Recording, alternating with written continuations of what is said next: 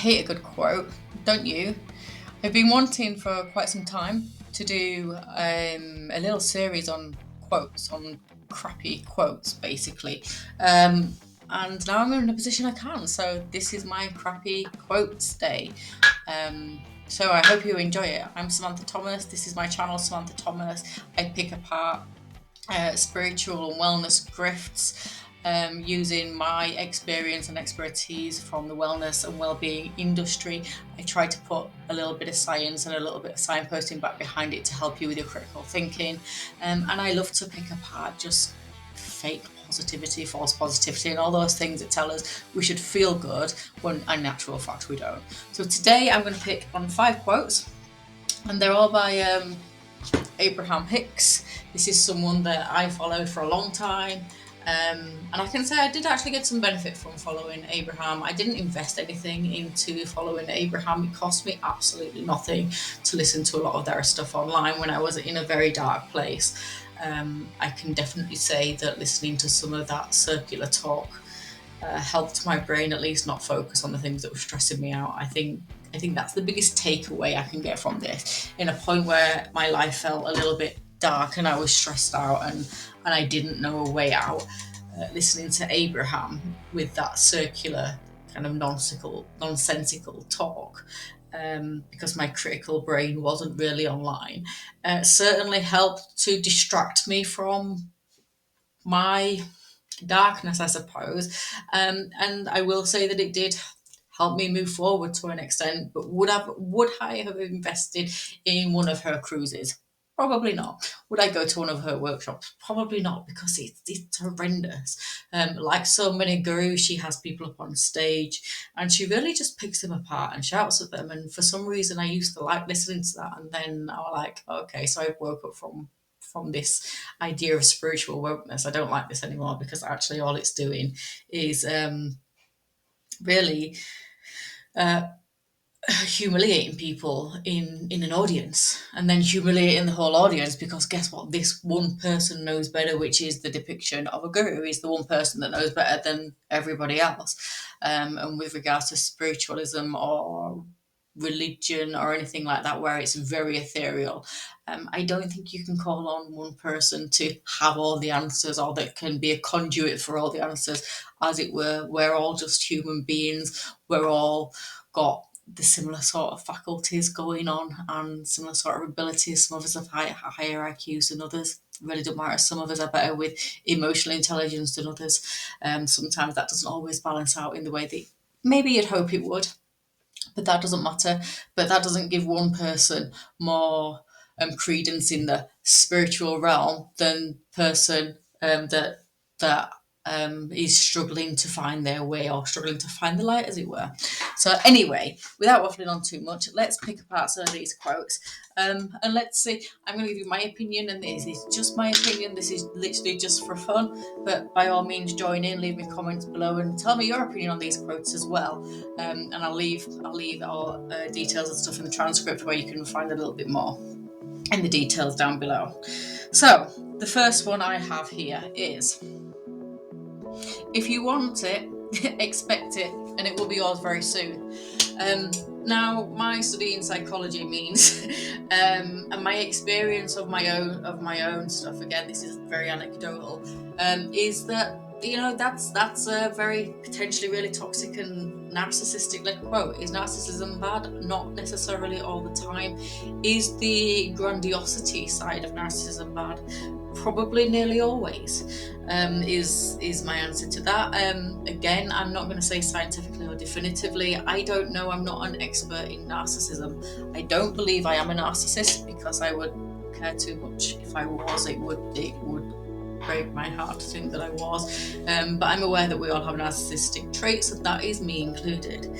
And stuff like this used to make me feel like, do you know what, there's a little less for me to worry about. So, in picking apart this quote now, I can see where at one point I'd have really taken something from it, and it'll allow me just to, okay, I'm just going to take a break and go again and make dinner.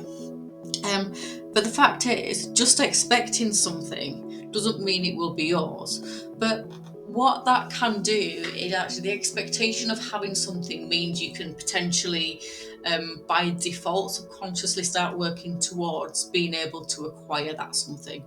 And that's fine, but that's not the expectation that's done that. It's you working for it that's done that, or molding your habits around that to help you find the way to acquire that thing. It's not this magical thinking idea that's just said, expect it and it will come. A bit like you see on the Field of Dreams movie, where you say build it and it'll come, and they will come. This just is complete and utter nonsense. There is always an element of work that is needed by you to be able to get what it is that you want and to be able to meet your own needs. And this is just a basic thing in life. But yeah, I find that a very blasé, actually now a really crass and horrible quote to say to someone who is feeling very low, because that it doesn't take away anything. But it can give, 5 minutes of relief from the stress and tension that one is potentially facing or going through. So I do get it, and I'll be very sympathetic and empathetic towards it. But I just, if you're going to be looking at quotes, I would try and find something just a little bit more substantial. So moving on, next one. When you find alignment, the conditions will not matter. Whew. Where do I start with this? What is alignment? Like spiritual alignment? Like, if you think about it enough, like I said in the last quote, it'll just turn up and the conditions won't matter around that, which means your habits and behaviours and the things that you do is vaguely irrelevant, because you're just, I'm aligned with it, receiving this thing, so it's gonna come my way. Yeah, that doesn't work. And that is a little bit of magical thinking. Magical thinking again is up there with high in the narcissistic traits. I think it goes close to B personality. Again, I'm not a psychologist. I'm not diagnosing anything. I'm just recognizing where these things can possibly allude to. Do more research on this kind of thing yourself, and certainly if you are a psychologist and you're watching this, by all means share your experience and share your expertise with us, because that would be amazing. And if you are a psychologist and you're watching this and you want to come on and chat to me about these things, that would be even better, because I love conversations with psychologists. I have a few I have a few friends who are in that realm, and I interview them for my professional channel, and I always have something to take away from those conversations, and I really, really enjoy them. It's fascinating to me. So deepest respect. Yeah. But if you're having any opinions on that, by all means share them. But let me tell you, just finding alignment on its own doesn't mean that the conditions around things won't matter, because that implies that your environment doesn't matter. And when we're talking, and I'm a coach, certainly from a professional point of view, one of the things that I do with all my clients is I help them align their environment to suit their habits, so that then everything around them supports the goal, the achievement or the aspiration, the thing that they're looking to gain. So to say that just alignment on its own without any action is going to give you that is, I'm sorry, just total and utter BS. So there's another one for you. Another one on alignment. Your alignment affects your perception. I couldn't even tell you what that means, I don't think. Maybe I'm not as bright as I think I am, and then that's fine too. Maybe you could tell me what that means. Your alignment affects your perception. What are you aligned with? Is this saying that you're aligned with your stress, you're aligned with your well-being, you're aligned with what? Because the fact is, you can be perfectly well and have stress, and you can be overwhelmed with stress for either in the short or long term and still be looking after your well-being. That doesn't mean you're misaligned, but it means you're aligned in conflict, because you're both overwhelmed and stressed, but you are still focusing on your well-being. I don't know, it just, or it could be that you're focusing on your career and not focusing so much on all the other things, and you're finding all the other things are fading away a little bit, and then your alignment is affecting yours. Again, this is one of those weird ass quotes that just make absolutely no sense, but it can sound good. I mean, it sounds really alluring. I mean, your alignment affects your perception. Cool, I just need to change my alignment. Well, how do I do that? How do I do that? Please tell me. If you know, please tell me. Let me know. Share it with me. Maybe I can share it with everybody else in the future. That would be awesome. Next one. Faith is finding the vibration without evidence to back it up. Just going to say that again. Faith is finding the vibration without the evidence to back it up. Now, I'm someone that likes to deal in evidence, not in the idea of something being. So I know from the point of view I follow and I look at scientists, and the way scientists work is they come up with a hypothesis and then they try to disprove their own hypothesis. And if they disprove it, then it's not a credible one. And if they end up proving it by trying to disprove it, then it becomes hopefully a published paper. There's a lot of point of contention around published papers online at the moment, so we do have to be careful of what publications we read, because I think some people can just pay to publish and it doesn't matter how good that paper is, and then there's other sources where actually people aren't, it's not that they pay to publish, but the peer review is much stronger on that, and that's where I potentially like to go to look at evidence. But faith, I don't. We will all have our different interpretations of faith and what faith is. I'm going to share with you what mine is. So faith for me is I have something that I want to do, I want to achieve. I might not necessarily know how to do that, but I'm going to find a way. And because I know myself well enough, I know even if it takes a long time, the chances are I'm going to find a way. That doesn't mean I'm going to achieve necessarily what it is that I want to achieve, but it means I'll understand the route that needs to be taken. That doesn't mean that I can take that route. It might be that I can't take that route and I have to think of something else entirely. And this is also completely plausible. But that is nothing to do with finding a vibration.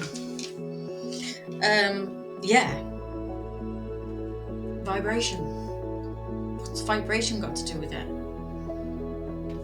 I don't know. That's one of those ethereal things where we talk around in circles to try and explain quantum physics and the quantum universe, and anything that's quantum in it basically is something that can't be proven, or that means you can't disprove it either, and therefore because you can't disprove it or prove it, then you just got to believe in it, and that could be faith as well. I was raised a Catholic, partly Catholic actually. My grandma was an atheist, my dad was an atheist, and my stepmom was a Catholic, and she was a Catholic narcissist, quite frankly. And I learned how Catholicism worked through that little teaching. And quite frankly, if that's what faith is, I'd rather not have it. But my understanding is I like exploration. I like the idea that you can go out and explore things and find things out. And if faith means actually, do you know what, you've got this idea in your head and you can go and really explore a little bit more about that and find out more, then for me that's cool. That to me is an element of faith. Another element of faith for me is I have children, they're both grown up, but you know, my faith in them is that I trust them, is that I can continue to have relationships with them, that I can enjoy interaction, that that my responsibility for my behaviour matters and their responsibility for their behaviour matters, and that allows us to have a really good strong relationship. It's the same with my partner. Again, we have I have a lot of faith in my partner in the stuff that he believes, and he believes quite differently to me. He's definitely more spiritual than I am, and that's fine. I don't have an issue with that because it doesn't hurt anybody, and I don't believe it hurts him either, so I'm completely back off that and let him have what makes him feel good. I'm going to be the last person that says that you can't do that. And if faith is just believing in something because it makes you feel good, then that's fine, as long as it has no negative consequence to it or for anybody else because of it. Then who cares? Quite frankly, who cares? So next one is, the entire universe is conspiring to give you everything that you want. I'm not sure that's how physics works. or biology or evolution or anything else. Now, obviously, I've just told you I'm an atheist. I don't believe in creationism. Some of you might, and that's fine. I don't have an issue with people that want to believe in that. There's some people that will believe in both creationism and evolution, and whilst they points of contention, you can hold conflicting points of views, and that's absolutely fine too. But nothing is conspiring to give you anything that you want. In the same way, nothing is conspiring to take away everything that you need. Again, this is the reverse kind of narcissistic thinking. And narcissistic thinking, to my understanding, is, and again, layman in narcissistic thinking, not an expert, but the narcissistic thinking is that the whole world is against me. If I don't have control of everything, then I lose everything. So I need to have control over absolutely everything. That is everything and everyone around me, so that I can feel better. And then I can really big myself up and say, look what I've achieved, because the whole world is, now, as long as I've got control and I'm juggling everything, then, the whole world can, is supporting me. And the minute I take my eye off the ball, I have to be worried. In which case, then the universe will be conspiring against you. And so far as I believe that the research in narcissism shows that people who are narcissistic are certainly on that spectrum of diagnosis, that they believe the whole world is against them. Now, I think it's normal to go through feelings like that, certainly at certain points in your life, and it can certainly feel like that, but to live your life as if that is the truth of life is ridiculous. So therefore, living your life as if the truth of life is that, the universe is just going to give you everything that you need, again, comes back to the beginning, that if you want it, expect it, and it will be yours very soon. These are all kind of circular quotes. I didn't realise this as I wrote this down. I'm just realising this as I'm speaking.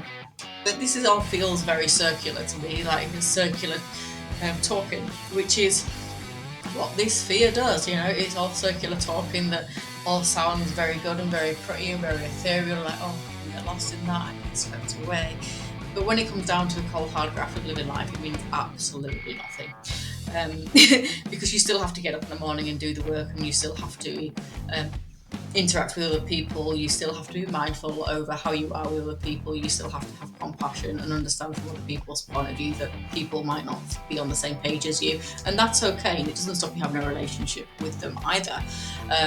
But this magical kind of spiritual ethereal thinking can lead you down the path where actually, if you don't believe in what I believe, then we can no longer be friends. And that's one of the isolating aspects of I suppose New Age and New Thought and all this kind of spirituality stuff, which, by the way, I listened to an audiobook by a lady called Bethany Hughes, which was really interesting. It was on the history of the Greeks, and it's really interesting. This idea of New Age spirituality isn't that new.